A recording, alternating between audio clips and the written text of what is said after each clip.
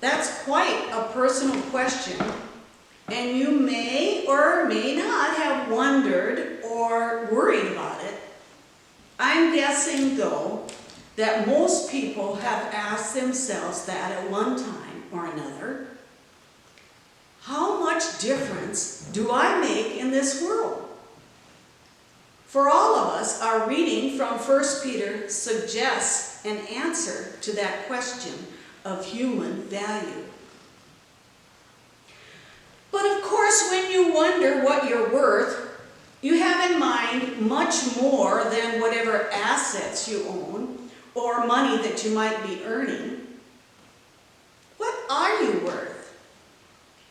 What is the living, breathing, thinking, believing, loving you worth? If you had some life-threatening condition, how much money would you spend on a rare and expensive drug or complicated series of operations to keep you alive? If you were kidnapped by terrorists, how large a ransom would anyone be willing to pay in order to free you?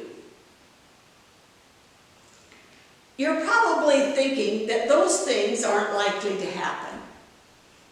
And in the ordinary course of events in the world, you'd be right. But in an important way, they already have happened. Let me say that again. They already have happened.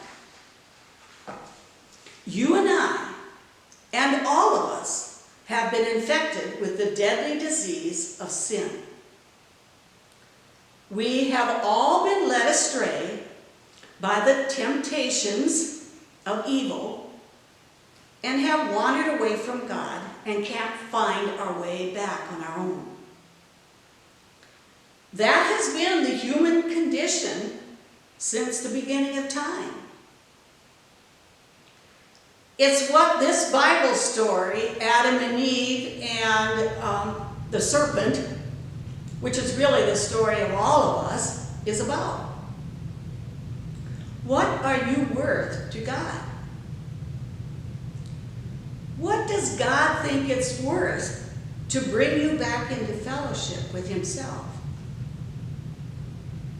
Our text from 1 Peter provides an answer to that question.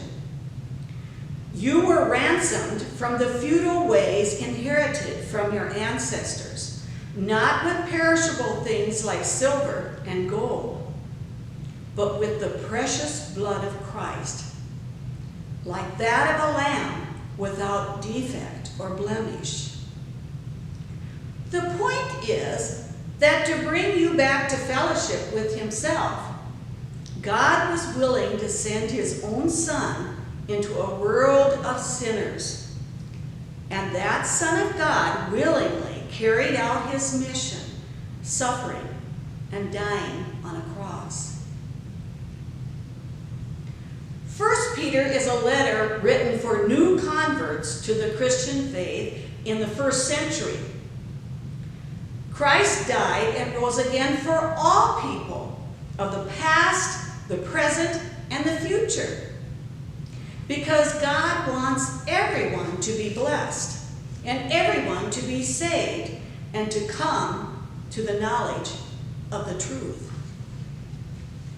And yet, if you had been the only person who wandered away, Christ would have done the same for you. Remember that story he told about the shepherd who leaves 99 sheep safely at home and goes out into the wilderness to find and bring the one sheep that had gotten lost? That tells you something about your value in God's sight. Why has God done this? The letter goes on to tell us it was so that we might trust in God, who raised Christ from the dead and gave him glory, so that your faith and hope are set on God. Trusting in God and having our hope in him means that we are restored to our proper relationship with God. Like the sheep that was lost, we've been brought back home. It was to bring us home to Christ that was given for us. Jesus was handed over to death for our trespasses and was raised again for our justification, Paul wrote. If you confess with your lips that Jesus is Lord and believe in your heart that God raised him from the dead, you will be saved. And that pretty well sums up the gospel message of salvation. But there is another kind of concern beyond feeling that people may have about their individual value. In a universe as vast as the one we now know about, why would we think that the humans on our little planet would even matter to God?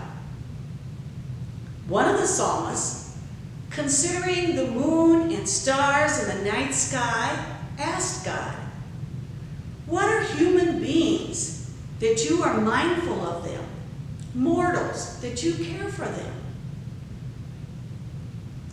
The answer is that vast as the universe is, the God we're speaking of is its creator.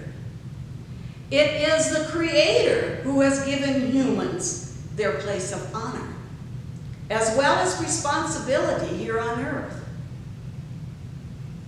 And in creating a world with intelligent creatures who would grow, ask questions, explore, and try new things, God knew that humanity would wander off where demons dwell.